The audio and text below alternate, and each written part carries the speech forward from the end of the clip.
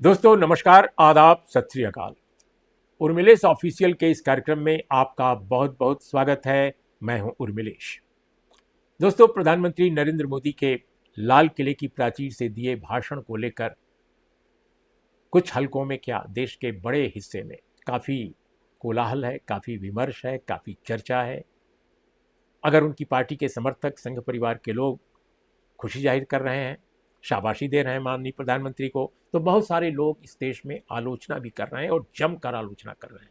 खासकर उनके कुछ शब्दों को लेकर, दिमागी नक्सल, इस तरह के जो शब्द हैं उसको लेकर नए नए आयाम खुल रहे हैं। हम इन्हीं सब विषयों पर आज बात करने जा रहे हैं।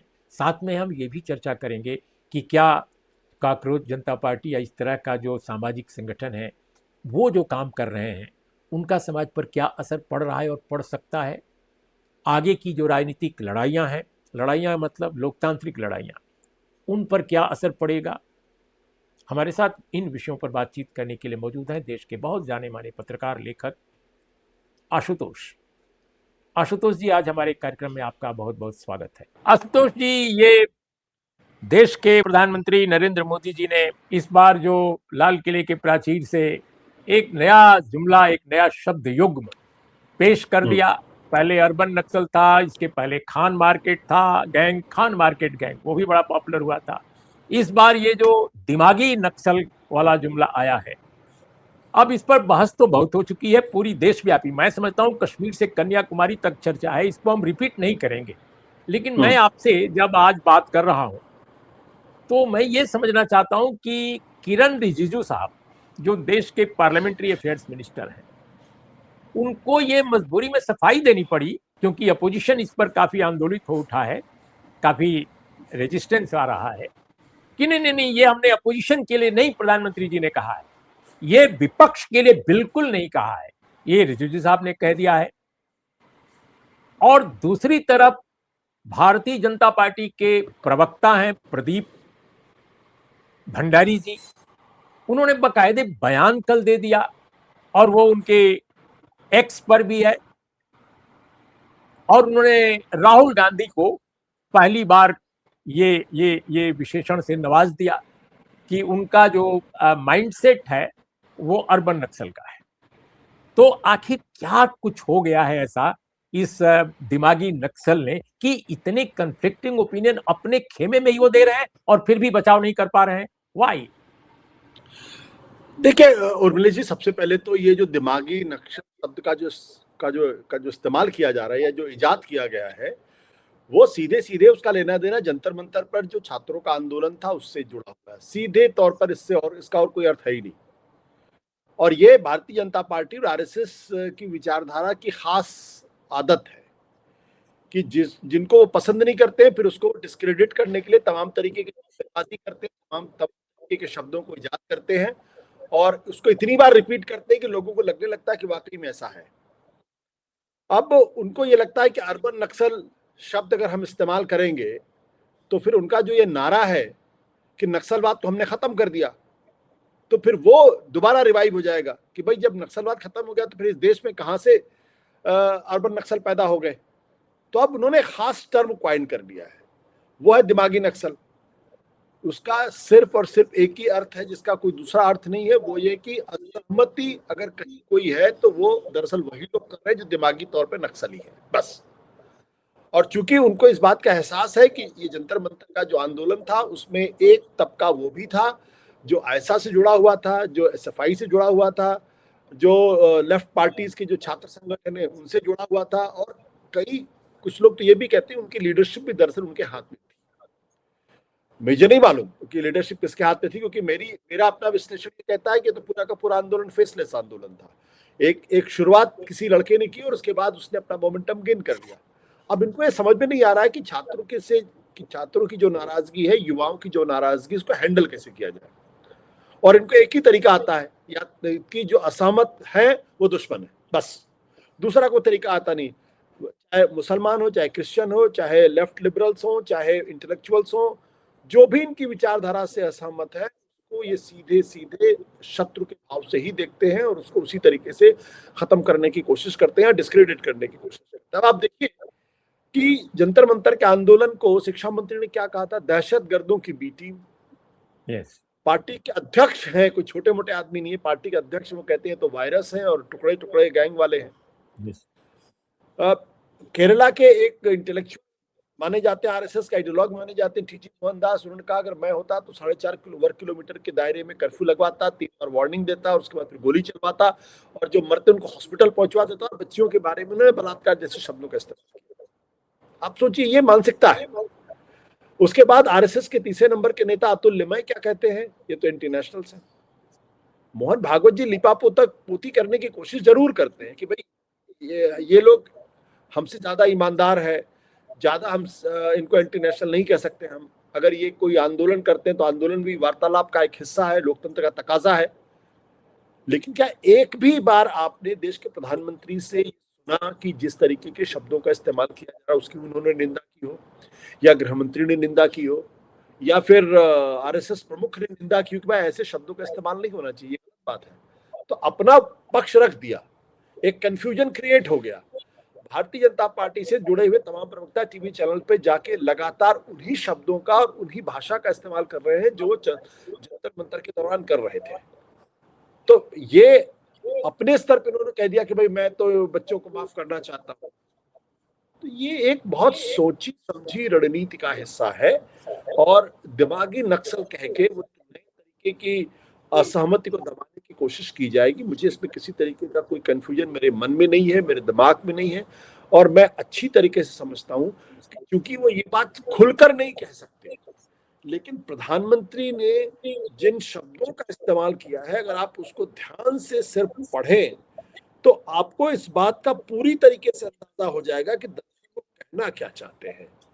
और मैं दरअसल उन्हीं के शब्दों को खोजने की कोशिश करता हूँ और उम्मीद है कि मुझे अभी मिल भी जाए। ये दिमागी नक्सल हिंसा और अराजकता के रास्ते खोज रहे हैं, गलत राह पर घसीटने के लिए भांति भांति के दांव कर रहे हैं। इन दिमागी नक्सलियों को पहचानना होगा, इन दिमागी नक्सलियों को अलग करना होगा और विकसित राष्ट्र बनाने की दिशा में युवाओं को मुख्य धारा में जोड़ना होगा। मतलब युवाओं को मुख्य धारा में जोड़ना पड़ेगा। और ऊपर के जो 2 सेंटेंस है इसका मतलब साफ है कि ये कौन युवा है? भाई युवा तो ऑलरेडी मेन स्ट्रीम है, उसको मुख्य धारा में जोड़ने की क्या जरूरत? क्या वो भटक गए हैं क्या, कहीं किसी दूसरे राह पे चले गए हैं क्या? तो ये साफ तौर पर यह है कि असहमति के स्वर बुलंद ना हो, किसी तरीके से सरकार के लिए दिक्कत ना पैदा करें, इसलिए इनको एक खास तरीके की करने की जरूरत है और इनको इतना डिस्क्रेडिट कर दो ताकि लोग यकीन करना बंद कर दें। तो क्या प्रधानमंत्री जी ये मान रहे हैं कि मुख्य धारा का मतलब आरएसएस, बजरंग दल, विश्व हिंदू परिषद या इस तरह के जो संगठन है, श्री राम सेने या अभिनव भारत या सनातन ये जो सेना है, इस तरह के संगठन, यही क्या मुख्य धारा देश के हैं, भारत के? अब उनके ख्याल से तो यही है भाई। जो इस देश के सेलिब्रेटेड हिस्टोरियंस है, रोमिला थापर, बिपिन चंद्रा, के.एम. पनिक्कर, बड़े बड़े लोग हैं, सतीश चंद्रा, इनको तो ये मानते ही नहीं मुख्य धारा में है, इनको तो इतिहासकार भी नहीं मानते।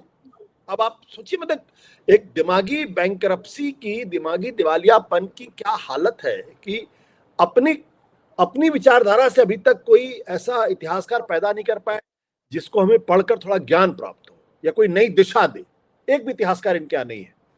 लेकिन जो दुनिया में जिनकी प्रतिष्ठा है, दुनिया में जिनका सम्मान है, जिन्होंने वाकई में भारतीय इतिहास को एक नई दिशा, नई रोशनी देने की कोशिश की है, उनको इतिहासकार नहीं मानते। तो अब इनसे आप तर्क नहीं कर सकते। जाहिर सी बात है, आज सत्ता के अंदर है, सत्ता के तमाम स्थान पर इनके लोग मौजूद हैं, तो इनकी नजर में जो मुख्य धारा है वो बजरंग दल है, मुख्य धारा अखिल भारतीय विद्यार्थी परिषद है और इसीलिए इनके पास वो सारे लाइसेंसेस हैं, चाहे वो कानून तोड़े या कानून ना तोड़े, कोई कार्रवाई इनके खिलाफ नहीं होती। तो मुझे नहीं लगता कि जो दक्षिण पंथ की राह पर ये देश को ले जाना चाहते हैं, ये उसी दक्षिण पंथी, उसी विचारधारा को ही ये मुख्य धारा मानते हैं। बाकी को लेफ्ट लिबरल कह के, तमाम तरह के गालियों के शब्दों का इस्तेमाल करके, खान मार्केट गैंग कह के, टुकड़े टुकड़े गैंग कह के, और जवाहरलाल नेहरू विश्वविद्यालय को लगातार निशाने पे रखते हैं। बात है कि उनकी नजर मुख्य धारा तो वही है और हम आप जैसे लोग जो है वो उस मुख्य धारा में शामिल नहीं है। और जो छात्र इनका विरोध कर रहे हैं वो तो निश्चित तौर पर मुख्य धारा में नहीं, वो तो मिसगाइडेड लोग हैं या फिर उनको बहका दिया गया है। तो इस तरीके की बातें वो करेंगे और करते रहेंगे, इसमें मुझे कोई कंफ्यूजन नहीं है।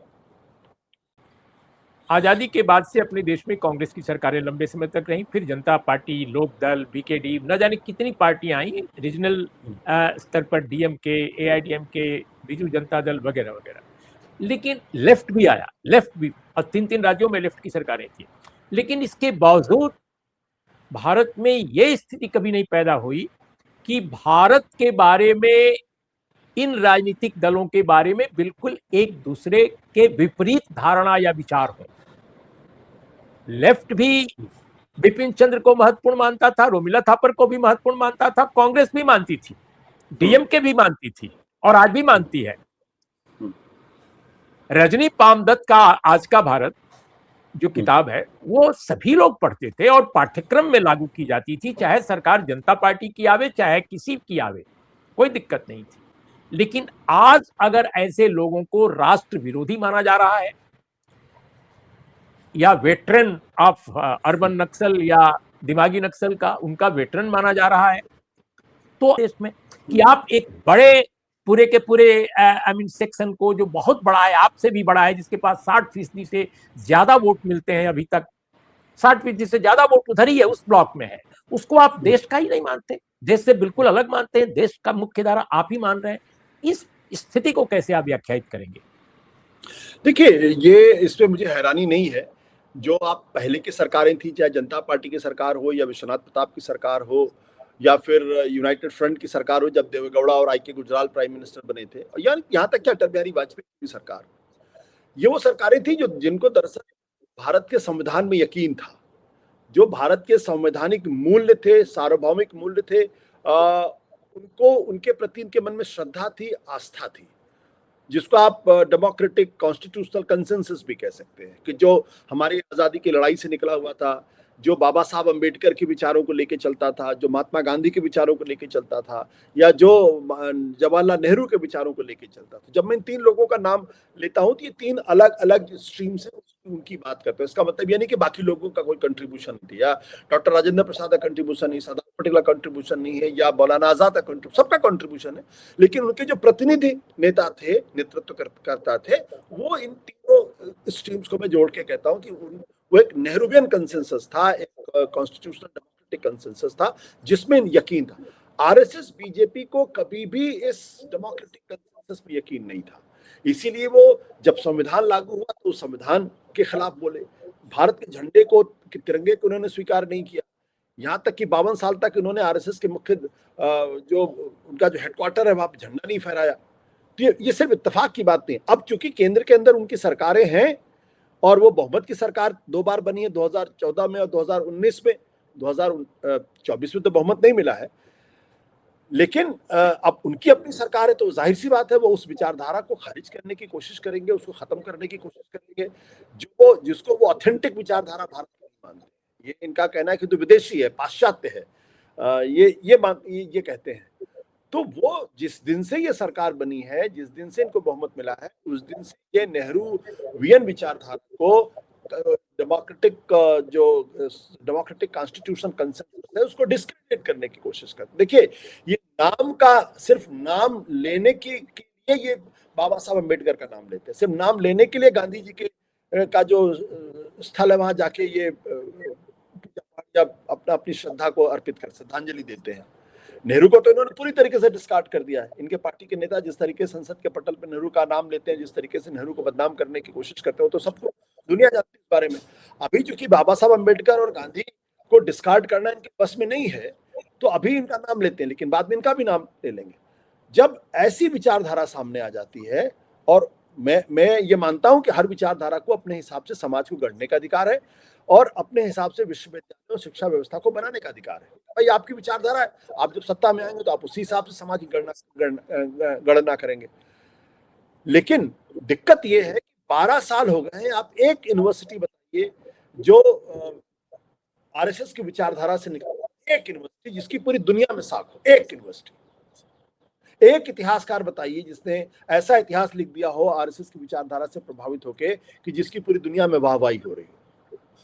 एक पेंटर बता दीजिए, एक लेखक बता दीजिए, इतिहासकार की बात तो पहले कर चुका हूं, एक कोई फिल्मकार बता दीजिए, डायरेक्टर बता दीजिए, साइंटिस्ट बता दीजिए, उपन्यासकार बता दीजिए, कहानीकार, कवि बता दीजिए, नाटककार बता दीजिए। मैं तो कह रहा हूं, मैं तो लिस्ट गिना सकता हूं, एक भी नहीं मिलेगा आपको। अरे लेफ्ट की विचारधारा को आप कितनी भी गाली दीजिए, लेकिन बिना रुमिला थापर के भारत के इतिहास नहीं पढ़ाया जा सकता, विपिन चंद्रा के भारत के इतिहास नहीं पढ़ाया जा सकता, इरफान हबीब के बगैर आप मिडिवल हिस्ट्री नहीं पढ़ा सकते हैं।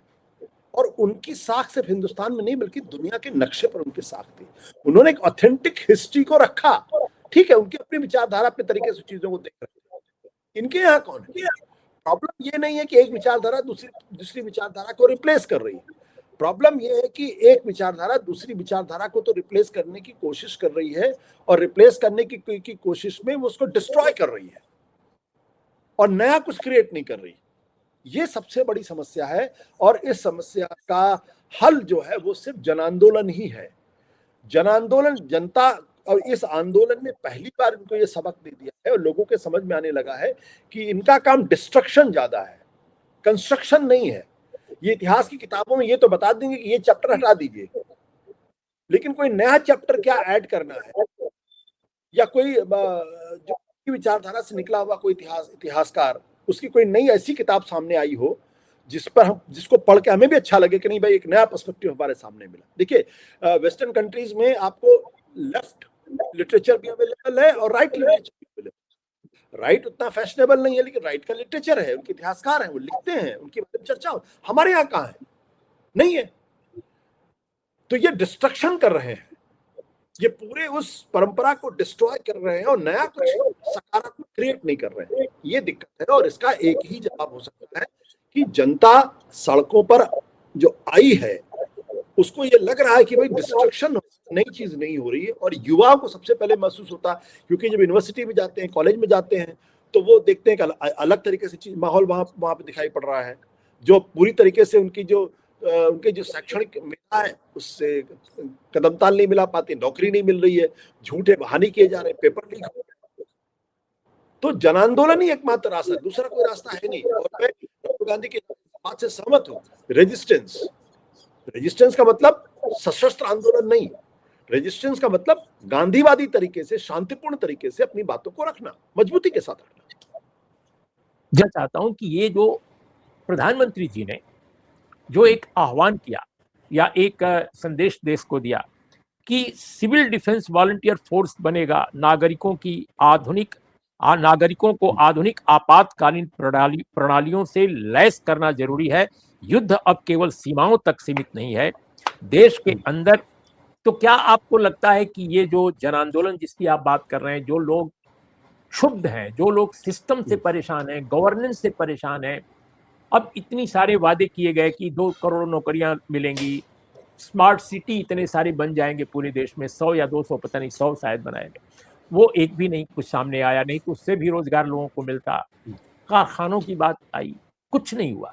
तो ऐसी स्थिति में एक निराशा, डिस्कंटेंट बढ़ना स्वाभाविक है, और वो जंतर मंतर पर जो हुआ उसका एक रिफ्लेक्शन था। मैं ये आपसे जानना चाहता हूं कि ये जो फोर्स बनाने की बात हो रही है, कहीं ये सामाजिक रूप से नागरिक जो प्रतिरोध है, सत्याग्रह है, उससे निपटने का एक तरीका तो नहीं खोजा जा रहा है ताकि हम सीधे। तो ये वॉलंटियर फोर्स का जो कंसेप्ट है, आपको कैसा लग रहा है एक जर्नलिस्ट के तौर पे? देखिए, इसको उर्मिला जी 2 तरीके से समझा जा सकता है। एक, जंतर मंतर के आंदोलन से सरकार को तो ये समझ में आ गया कि जिस तरीके से बेरोजगारी इस देश के अंदर है, और उस बेरोजगारी की वजह से युवाओं के अंदर अक्रॉस द बोर्ड नाराजगी है। अक्रॉस द बोर्ड मतलब वो कोई अपर कास्ट या कोई लोअर कास्ट का प्रश्न नहीं है। यहाँ पे सबके बच्चों को नौकरी नहीं मिल रही। जो पीएचडी करके गया है वो पता चला वो डिलीवरी बॉय की नौकरी मिल रही है, जो बेचारा डिलीवरी बॉय की नौकरी खोज रहा है तो दिहाड़ी मजदूरी करनी पड़ रही है। तो अनएम्प्लॉयमेंट भी है और अंडर एम्प्लॉयमेंट भी है। बहुत बड़े संख्या में लोग एमए बीए करके निकल रहे हैं, लेकिन उनको उसकी योग्यता के हिसाब से नौकरी नहीं मिल रही। तो वो इस बात को समझ गए हैं कि नाराजगी बहुत है। इस नाराजगी को दूर करने का एक रास्ता इनका सिविल डिफेंस का है कि चलिए कुछ लोगों को नौकरी देके हम कम से कम उनको संतुष्ट कर लेंगे, और उसी बहाने अपनी विचारधारा के लोगों को उसमें बड़े पैमाने पर हम उसमें भर्ती कर लेंगे। ये एक सोच है। दूसरी सोच क्या कि इनके पास दरअसल बेरोजगारी से निपटने का कोई फार्मूला ही नहीं है। इसलिए ये इस तरीके के बैंडेड लगाने की कोशिश कर रही है, एक तरीके के बैंडेड लगाने की भी कोशिश की। और मैं ये बात क्यों कह रहा हूं, मैं इसलिए क्योंकि दरअसल हमारा जो मैन्युफैक्चरिंग सेक्टर है की हालत बहुत बुरी है। आज वियतनाम, बांग्लादेश जैसे देश के प्रोडक्ट आपको किसी भी अंतर्राष्ट्रीय मॉल में आराम से मिल जाएंगे, हमारे प्रोडक्ट आपको खोजने से नहीं मिलेंगे। तो और सरकार जब 2014 में तब उन्होंने ये वायदा किया था कि 2022 तक हम मैन्युफैक्चरिंग सेक्टर का जीडीपी में कंट्रीब्यूशन जो है 25% कर देंगे।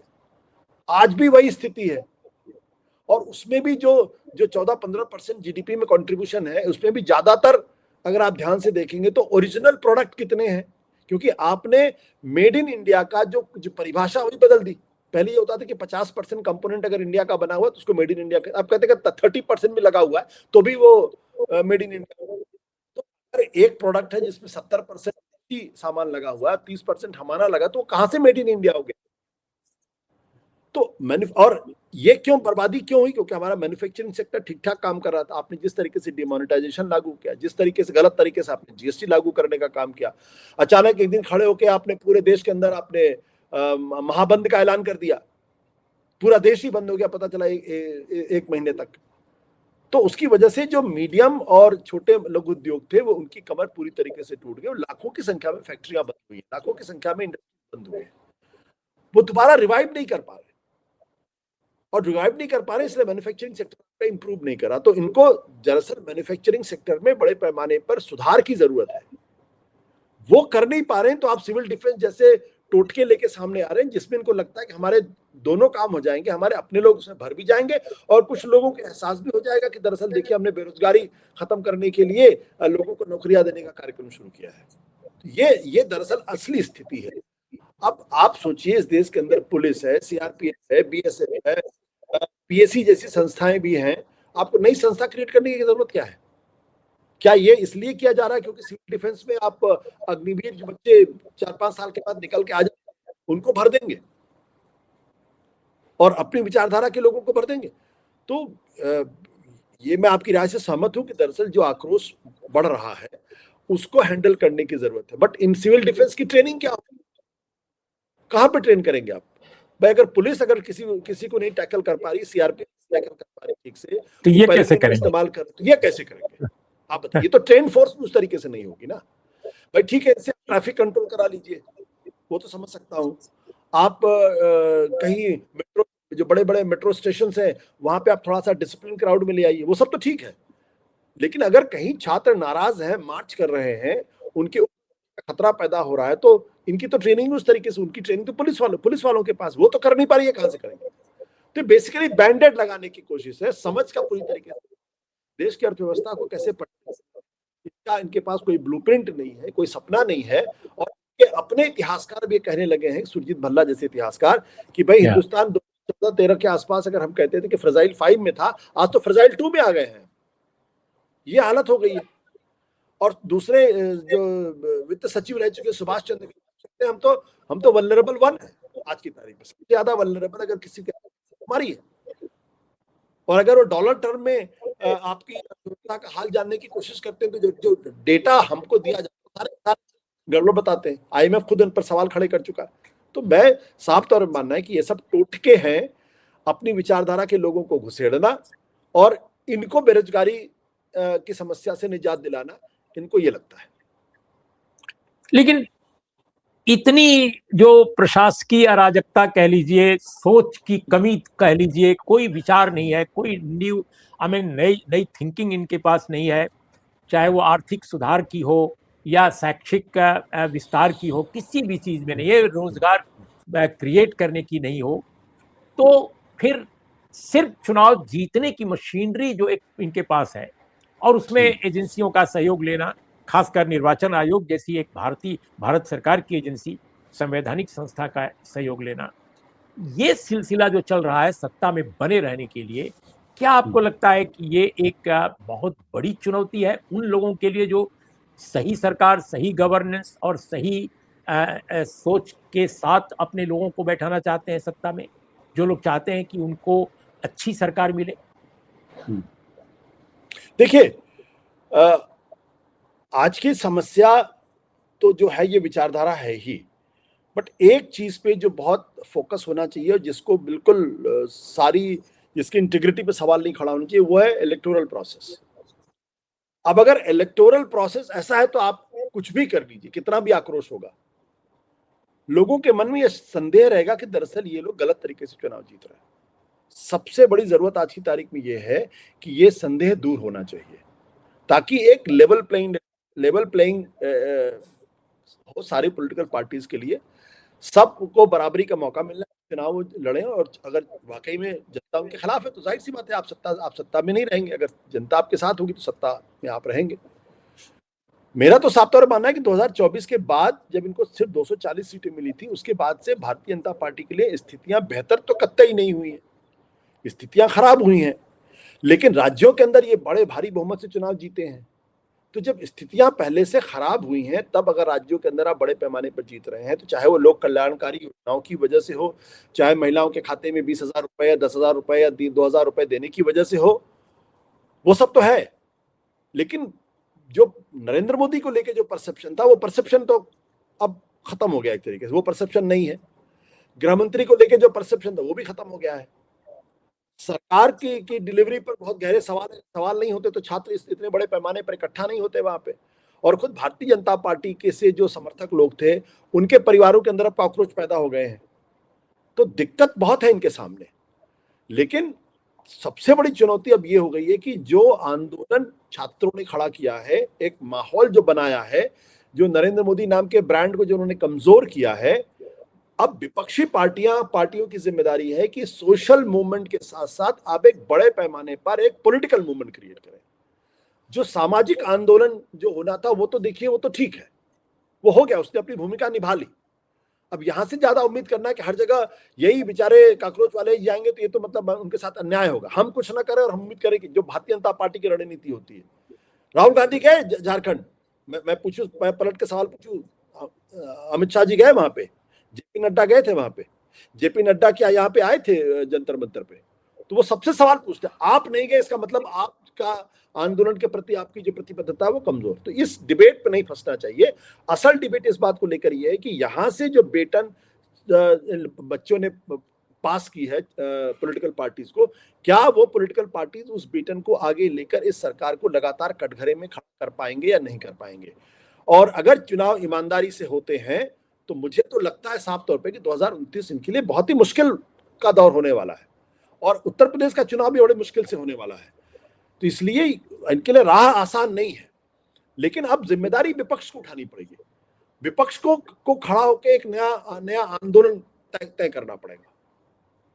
ये समझना चाहता हूं कि क्या आपको लगता है नॉन पार्टी प्लेटफॉर्म्स ही इलेक्टोरल रिफॉर्म्स के लिए, इलेक्शन कमीशन में शुद्धिकरण के लिए बेहतर परफॉर्म करे, इसके लिए जरूरी है एक नॉन पॉलिटिकल प्लेटफॉर्म? वही केवल भारत में लोकतांत्रिक प्रणाली को एक तरह से इंश्योर कर सकता है, गारंटी उसकी दे सकता है? देखिए, दोनों को कॉम्प्लीमेंट करना पड़ेगा। सोशल मूवमेंट और पॉलिटिकल मूवमेंट दोनों को कॉम्प्लीमेंट करना पड़ेगा। मतलब एक तरफ सोशल मूवमेंट भी चलता रहे, जैसे कि इन बच्चों ने स्कूल को लेकर कार्यक्रम शुरू किया है, वो भी चलते रहना चाहिए, वो ज्योति भी चलते रहना चाहिए। और पॉलिटिकल पार्टी जो संसद के अंदर इन्होंने जो पिछले 20 जुलाई 20 से लेकर पूरे मानसून सत्र में जिस तरीके से सरकार के ऊपर दबाव बनाने का काम किया, और जिसकी वजह से प्रधानमंत्री, गृह मंत्री सदन में नहीं आए या उनके आके जवाब देने की हिम्मत नहीं हुई, वो ये भी है कि जो काकरोच आंदोलन का जो दबाव था, उसके साथ साथ जो विपक्ष ने भी जो दबाव खड़ा किया, विपक्ष ने जो बड़ी मजबूती के साथ सवाल पूछा कि ये बताइए, पायलट गन आपने चलाने का आदेश आपने दिया था या नहीं दिया था? उन्होंने पूरी की पूरी डिबेट को इस पे लाके खड़ा कर दिया। तो जब इस पे लाके खड़ा कर दिया, जब विपक्ष ये सवाल पूछ रहा है, तो जाहिर सी बात है, या तो आप कहोगे कि दिया या दिया नहीं, और दोनों जवाब देने में आप बुरी तरीके से फंसने वाले थे। तो एक कमजोर सरकार की छवि बनी कि भाई एक ऐसी सरकार है जो सदन का सामना नहीं कर पा रही, जवाब नहीं दे पा रही, और अंतिम दिन आती है तो 3 मिनट 10 सेकंड के अंदर आप आते हैं, बैठते हैं, वंदे मातरम गाया जाता है और फिर इंडेफिनिटली एडजर्न हो जाता। तो इससे सरकार को फायदा नहीं हुआ। तो मैं ये कह रहा हूं कि जो सोशल रिवोल्यूशन का, जो सोशल मूवमेंट का जो दबाव था, उसको पॉलिटिकल मूवमेंट ने उस बेटन को लिया और सरकार के ऊपर उस दबाव को जिसका ये असर हुआ कि ये सदन के अंदर दबाव नहीं दे पाए। इससे इनकी छवि को नुकसान हुआ है। और छवि को अगर ऐसे ही दबाव बनता रहा, छवि को ऐसे ही नुकसान होता रहा, तो फिर दिक्कत इनको काफी होने वाली है। मुझे इसमें कोई कंफ्यूजन नहीं है। तो आपको लगता है कि जेएनजी मूवमेंट या सोशल मूवमेंट जिसको आप कह रहे हैं वो और पॉलिटिकल अपोजिशन जो देश का है, जो राजनीति विपक्ष है, इनके बीच में एक ज्यादा ब्रॉडर अलायंस या एक ज्यादा समझदारी, एक तरह का अनडिक्लेयर या डिक्लेयर्ड यूनाइटेड फ्रंट जरूरी है आज की तारीख में? मेरे ख्याल से देखिए, डिक्लेयर्ड अनडिक्लेयर्ड अलायंस की जरूरत ही नहीं है। सोशल मूवमेंट अपना काम करे, पॉलिटिकल मूवमेंट अपना काम करे, सीधी सी बात है। सोशल मूवमेंट भी भाई, जैसे सोशल मूवमेंट की अगर विचारधारा को अगर आप देखिए, जब मैं उस प्रेस कॉन्फ्रेंस देख रहा था, उनसे पूछा गया कि आपकी विचारधारा क्या है। उन्होंने कहा हमारी विचारधारा बाबा साहब अम्बेडकर की विचारधारा है, गांधी की विचारधारा है और नेहरू की विचारधारा है। और फिर उन्होंने कहा कि जो जो बाबा साहब अम्बेडकर का सोशल जस्टिस, महात्मा गांधी का अहिंसा और नेहरू का जो मॉडर्न इंडिया का सपना है, तो इसका मतलब ये है कि एक ब्रॉड आइडियोलॉजिकल अलायंस या अंडरस्टैंडिंग साफ दिखाई पड़ रही है कि ये आंदोलन जो है, सोशल मूवमेंट का जो आंदोलन है, ये दरअसल भारतीय जनता पार्टी की जो विचारधारा के विरोध में खड़ी हुई है। तो अगर वो अपना काम करते और पॉलिटिकल पार्टी अपना काम करती रहेगी और कोई विजिबल अलायंस बनाने की जरूरत नहीं, जैसे ही विजिबल अलायंस बनाने की कोशिश करेंगे, वैसे सोशल मूवमेंट को ये लोग डिस्क्रेडिट कर देंगे कि भाई ये तो कांग्रेस हुए हैं, तो समाजवादी पार्टी के पिट्ठू हैं, तमाम तरीके की बातें करने लगे। उसकी जरूरत नहीं है। वो अपना काम करे, अपना काम करे, तो उससे सरकार के ऊपर लगातार दबाव बना रहेगा। चुनाव आयोग की भी हिम्मत नहीं पड़ेगी बियॉन्ड अ पॉइंट कुछ कर सके। आप देखिए, लगातार चीफ जस्टिस ऑफ इंडिया बयान दे रहे हैं, अपने को बचाने की कोशिश कर रहे हैं। छोटा सा उदाहरण था, जैसे कि बार काउंसिल ऑफ इंडिया ने नलसार के स्टूडेंट्स के बारे में और स्टेट बार को कहा कि उनको आप एनरोलमेंट मत दीजिए। 5 घंटे के अंदर उनको अपना फैसला वापस लेना पड़ा और उसके बाद उनको अपोलोजाइज करना पड़ा, खुद चीफ जस्टिस ऑफ इंडिया को सफाई देनी पड़ी। तो ये जो सोशल मूवमेंट का जो असर है, वो साफ दिखाई पड़ रहा कि चीफ जस्टिस ऑफ इंडिया भी डिफेंसिव है आज की तारीख में। ऑफ इंडिया भी डिफेंसिव और फैसले बदलने पड़ रहे हैं, माफी मांगनी पड़ रही। ये अगर दबाव बना रहा तो सरकार बियॉन्ड द पॉइंट एरोगेंट नहीं हो पाएगी। वो दिमागी नक्सल जैसे जुमले जरूर लेकर आएगी, लेकिन उनको भी मालूम है कि इससे कोई फायदा नहीं होने वाला है राजनीतिक तौर पर। बिल्कुल आखिरी सवाल, आपको क्या लगता है ये सोशल मूवमेंट का जो प्रेशर है, जेएनजी का प्रेशर है और जो पॉलिटिकल पार्टीज भी जो देश की हैं, खासकर जो मेजर पॉलिटिकल पार्टीज है, इनका भी एक दबाव है, तो क्या उत्तर प्रदेश के चुनाव में इन सबकी अग्नि परीक्षा होनी है कि क्या डेमोक्रेटिक ढंग से इलेक्शन कराने पर राजी होगा इलेक्शन कमीशन?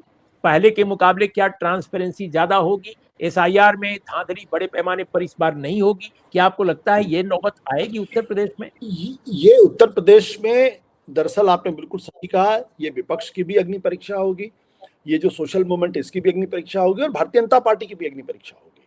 तीनों की अग्नि परीक्षा है। अगर मान लीजिए उत्तर प्रदेश के अंदर कुछ ऐसे हालात बन जाते हैं जिसमें कि बीजेपी को लिए बहुत दिक्कत पैदा हो जाती है, सरकार नहीं बन पाती है, तब तो 2029 के लिए एक तरीके से वार्निंग सिग्नल होगा, बहुत बहुत बड़ी खतरे की घंटी बज जाए और तब बीजेपी के अंदर एक बड़ा बदलाव देखने को भी मिलेगा। अगर मान लीजिए ये जीत जाते हैं, तो जीतने के बाद फिर ये कॉन्फिडेंट हो जाएंगे कि अरे इनका कोई फर्क नहीं पड़ता, सड़क पे जो करना है करने दो, इससे कोई फर्क नहीं पड़ता। लेकिन मेरा मानना ये है, और मैं बहुत साफ तौर पे कहता हूं, कि भले ही उत्तर प्रदेश के अंदर बीजेपी जीत जाए, लेकिन जितना डैमेज इनकी विचारधारा को होना था, जितना प्रधानमंत्री नरेंद्र मोदी की लोकप्रियता को डैमेज होना था, बीजेपी की ब्रांड को जितना डैमेज होना था, वो डैमेज बहुत ज्यादा हो चुका है। अब इसको रिक्लेम करने की कितनी भी कोशिश करेंगे, रिक्लेम नहीं होगा। और यही लॉन्ग टर्म के अंदर बीजेपी के और आरएसएस के और हिंदुत्व की विचारधारा के पतन का बहुत बड़ा कारण बनेगा।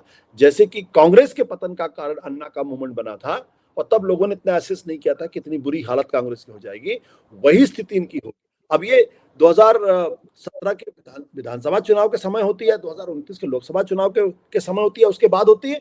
ये थोड़ा अभी हमारे और आप जैसे लोगों के लिए असेस करना थोड़ा सा मुश्किल होगा, क्योंकि भाई एक हफ्ते के अंदर राजनीति बदल जाती है। यही बात अगर आज आपसे 2 महीने पहले कर रहे होते तो मैं शायद कुछ और बात कह रहा होता, क्योंकि तब ये कांग्रेस आंदोलन नहीं होता।